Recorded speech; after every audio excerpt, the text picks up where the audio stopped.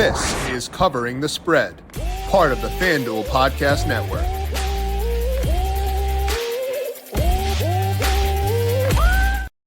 We are going to get a very good test for the Jacksonville Jaguars tonight as they host the Kansas City Chiefs on Monday Night Football. The Jags looking pretty feisty so far through 4 weeks. Liam Cohen, feisty himself, and a pretty fun team, but the Chiefs looking dominant in that win over Baltimore last week. Are the Chiefs back? Should we bet on the Jags to keep this one closer than the spread implies? We're going to break down my thoughts on Monday Night Football between the Chiefs and the Jaguars, letting you know my favorite bets at FanDuel Sportsbook. Welcome on into Covering the Spread, a FanDuel Research podcast. My name is JimSannes. I am a managing editor for FanDuel Research. Here to break down my thoughts on this Monday Night Football game between the Chiefs and the Jaguars, breaking down my favorite bets at FanDuel Sportsbook for tonight. We'll dive into all that here in just 1 second, but first, a reminder to make sure you are subscribed to Covering the Spread wherever you get your podcast. We're here Monday through Friday during football season, breaking down thoughts on both the NFL and college football. Tomorrow, I'll go through all Week 6 NFL games, break down my thoughts on the spreads and totals there, lay out some bets that I like early in the week, college football Wednesday, NFL Thursday, NFL player props on Friday, all right here in this exact same feed. So go search for Covering the Spread wherever you get your podcasts. Hit subscribe, and if you like what you hear, give us a 5-star rating and review. And of course, these shows do go on the FanDuel Football Betting YouTube page. You can also find our DFS shows there as well every Thursday at noon Eastern. So FanDuel Football Betting YouTube page, leave us a thumbs up there and subscribe. We appreciate those of you tuning in on YouTube. As always, FanDuel's getting you ready for kickoff with an offer you won't want to miss. New customers can bet just $5 and get $300 in bonus bets if you win. That's right. Pick a bet. Bet $5. If it wins, you'll unlock $300 in bonus bets to use all across the app. You can build parlays, bet player props, ride the live lines. Whatever your style, FanDuel has you covered. NFL season is finally here. Only question is, are you ready to play? Must be 21 plus and present in select states. For Kansas, in affiliation with Kansas Star Casino, or 18 plus and present in DC, Kentucky, or Wyoming. First online, real money wager only. $5 first deposit required. Bonus issued as non-withdrawable bonus bets, which expire 7 days after receipt. Restrictions apply. See terms at sportsbook.fanduel.com. Gambling problem? Call 1-800-GAMBLER or visit fanduel.com/RG. Call 1-888-789-7777 or visit ccpg.org/Chan, Connecticut. Visit mdgamblinghelp.org in Maryland. Hope is here. Visit Gambling Helpline ma.org or call 800-327-5050 for 24/7 support in Massachusetts, or call 1-877-8-HOPE-NY or text HOPE-NY in New York. Let's take a look now at the baseline markets for tonight's game between the Chiefs and the Jaguars over at FanDuel Sportsbook. Chiefs favored by 3.5. That's held steady there since it moved to 3.5 earlier on this week. Total is at 45.5. That's being pushed down a bit by the wind. There are 12-mile-per-hour winds projected for tonight's game. I had this total of 47, so still a bit above market, but not enough where I'm itchy to grab it, especially because it's very much in a dead zone. 45 is between a couple of key numbers, so I don't see any edge there personally. I also see no edge in the spread. In order to lay 3.5, I need to have this spread at around probably 5.5, 6, preferably, just because 3 is such a key number, and I'm not there. I got the Chiefs favored by 4.6. It was 4.4 before Trevon Walker had wrist surgery this week. Sounds like he will probably be out for tonight's game. After ruling him out, was 4.4, now 4.6 in favor of the Chiefs for tonight's game. That's not enough for me to lay 3.5, even a light 3.5 at -104.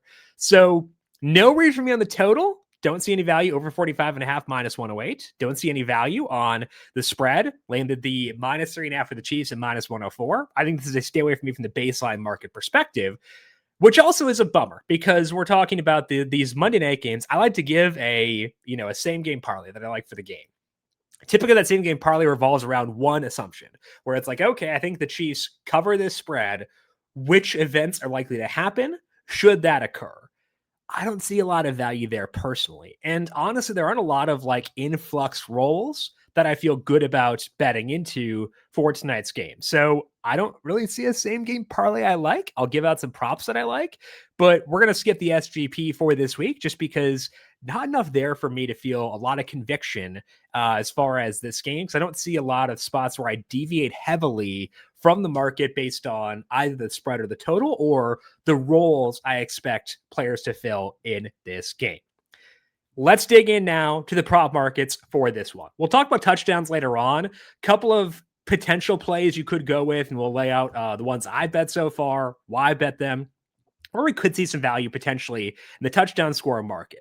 But my favorite props for tonight are all three baseline level props, some basic player props. One player whose role I think is being a bit underrated with where the market is right now is Travis Etienne. Etienne's rushing plus receiving prop at FanDuel Sportsbook is sitting at 80.5. His over is minus 114. Etienne has had a really good role so far this year. Of course, there's all the preseason buzz of like, hey, will they trade him? Instead, he plays a lot of snaps with the first team offense during the preseason. They trade Tank Bigsby instead. And Etienne's been able to hold off both Bashal Tutin and LaQuint Allen Jr. to this point to have what has been a really impressive role. So far through 4 games, Etienne's averaging 16.3 carries and 2.5 targets per game. That's led to 106.5 yards from scrimmage per game. He's got an 89 plus in all but one. So he's gone over 80.5 in 3 out of 4 games so far. And again, the snaps have held steady. And now Bashal Tutin dealing with a shoulder injury. He was limited in practice all 3 days for this week. And shoulders are that's a tough injury to play through for a running back. LaQuint Allen Jr., more of a strictly passing game back versus a guy with threaten Etienne in the ground game. So that says to me that Etienne's snaps should stay about the same. His role should stay about the same. And that is good for this number at 80.5. The Chiefs also have kind of sneakily struggled against the run so far this year. Again, just a 4-game sample, but they actually rank dead last for me in schedule-adjusted early down rush defense. They are dead last in EPA per carry allowed to running backs by a wide margin. And Etienne, as he showed again last week, can break off explosives. I also just really like what Liam Cohen is doing in the run game. We saw this last year with the Buccaneers. Their ground game had been terrible for, feels like forever, before Cohen got there, and suddenly Bucky Irving and Rachaad White were both pretty efficient. It seemed like he's brought that magic here to the Jags as well. And Etienne has taken advantage of that. So 80.5 is a very fine number for me. Over is minus 114. I don't hate alt markets here if you want to go a little bit higher, but for me personally, the baseline number is good because there are spots where the Jags fall behind here, and I would worry about Etienne's role if that were to happen. So first bet for me, Travis Etienne over 80.5 rushing plus receiving yards at minus 114. We'll actually stick in the same market for the second bet. That's going to be on Xavier Worthy. Now, the big thing here is health, because overnight Worthy was added to the injury report as questionable due to an ankle injury. It sounded like that ankle swelled up in their plane flight down to Jacksonville. Cameron Wolf was reporting on this, some really good detailed reporting there. Ankle swelled up during the flight, and so they added him as a precaution. Ian Rappaport was talking about this on NFL Network this morning, saying, hey, it's a precaution. He should be good to go. It kind of sounds like one of those spots where a player gets sick and they add him to be safe after the Bijan Robinson incident a couple years ago. So I feel okay about Worthy's health. And I'm okay kind of buying in here because his role last week was actually insane. First game off a shoulder injury, which stinks for a receiver. He was awesome. 8 targets for 83 yards, 2 carries for 38 yards.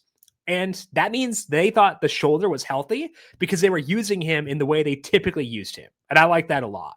We saw this a lot last year, too, for Worthy. And it's pretty much the same personnel with no Rashee Rice, Travis Kelce is healthy, and basically the same receivers, except for Tyquan Thornton being a bit in the mix.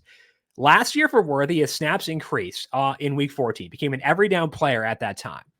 From week 14 through the Super Bowl, Worthy went over 62.5 rushing plus receiving yards in 5 out of 7 games, and then went well over that last week as well. You could see how important he was to the team, both during that stretch, but also in their week 4 win over Baltimore. The Chiefs told you with their actions, they thought that shoulder was healthy. And it sounds like the reporting around the ankle for Worthy is that he is still healthy as well.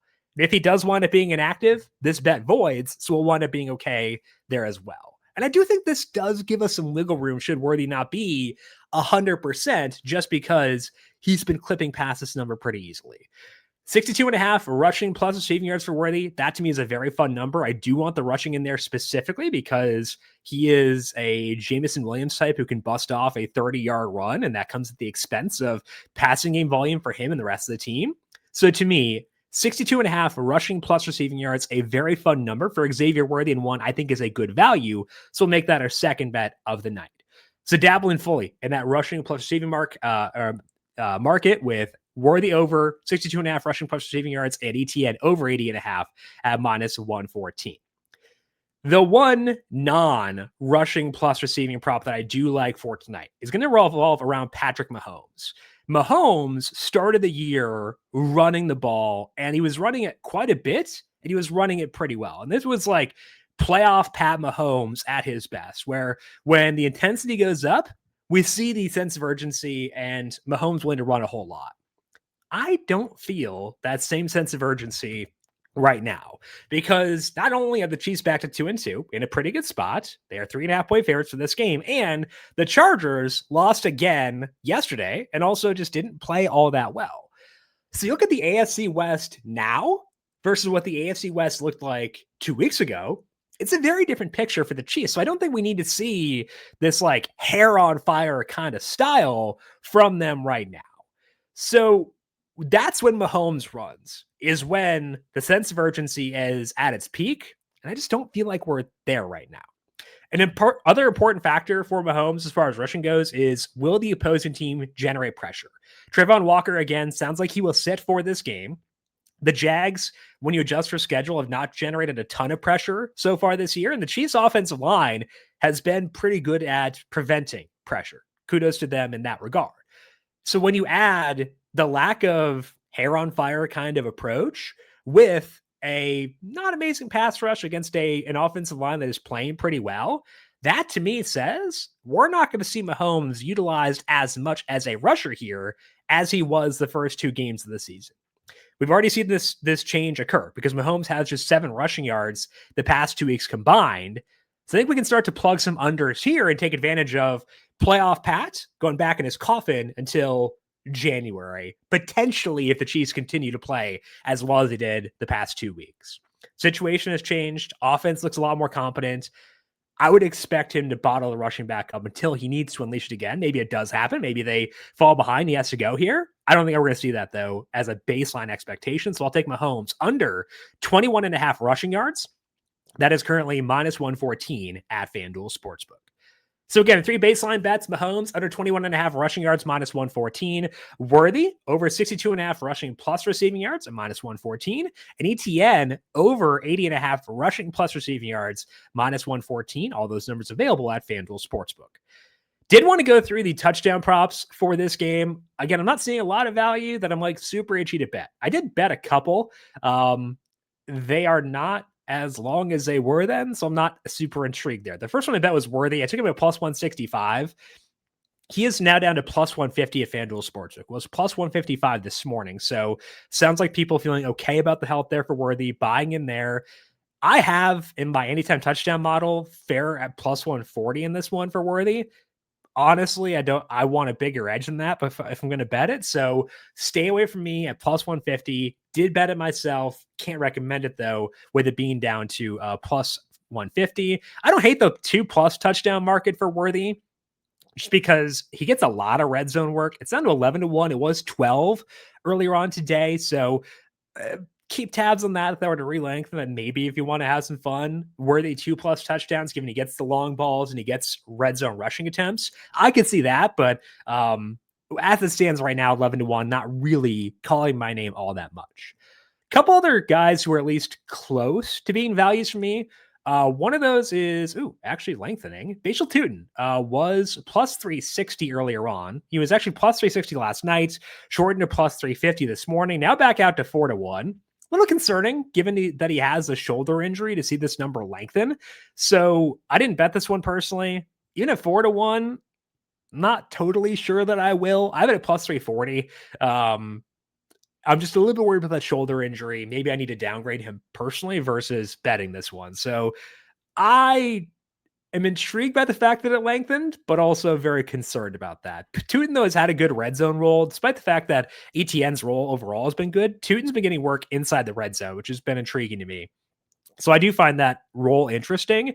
And again, LaQuint Allen Jr. is more of a guy who gets to like strictly passing game work and is not a threat for early down work. So Tootin 4-1, keep eyes on it. Again, it's not one that I bet. I don't think I will personally, but do want to at least mention that as one being one that to keep tabs on. Travis Hunter, I thought about a bit, plus 350. I have this at a bit shorter than that. Players I have projected similar to Hunter have scored the touchdown probably plus 370 for them. So a little bit shorter than that. I do still like his role enough to consider it, but not quite there. Juju Smith-Schuster was 4-1, now down to plus 390. That's starting to get where it's also not great. I had Juju last week, I think at plus 650 or so. And people caught on the fact that his snaps stayed up. I think if you were to force me to bet a Chiefs prop right now, it probably would be Juju Smith-Schuster at plus 390, just because he's still out there a bunch. He gets work in the red zone. I don't mind that.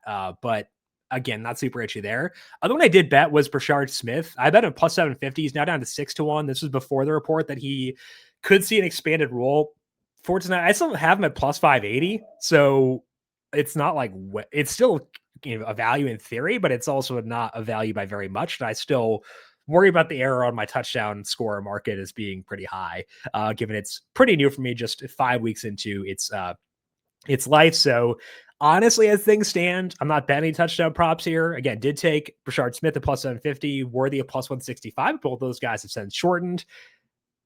I don't know. I don't see any super big values here. My favorite would be Smith-Schuster, but I have not bet him, probably will not bet him. Just shouting him out if you're looking for some touchdown scores. He is a value for me based on what my numbers are saying. And would consider Worthy at 11-1 to score twice as well, just because the red zone work for him is as good as it is. That is all that we have here for today on Covering the Spread. Back once again tomorrow. We're going to break down my thoughts on Week 6 in the NFL, breaking down some bets that I like at FanDuel Sportsbook, going through the spreads and totals for all of those games. To get that show out as it posted, subscribe to the FanDuel Football Betting YouTube page. Turn on notifications there. Leave us a thumbs up. We appreciate everyone on YouTube, but appreciate everyone on the podcast feed as well. Spotify, Apple Podcasts. Leave us a 5-star rating and review if you like what you hear. If you got any questions for me, I am on X and Blue Sky at JimSannes. I am on Threads at Jim.Sannes, and you can follow FanDuel Research on X at FanDuel Research. Big thank you to our YouTube producer, Justin Lane, for his work on the video side of things. Thank you, Justin, as always, and thank you to everyone for tuning in. Good luck to you with your bets on Monday Night Football. We'll talk to you once again tomorrow to set up week number 6. This has been Covering the Spread, a FanDuel Research podcast.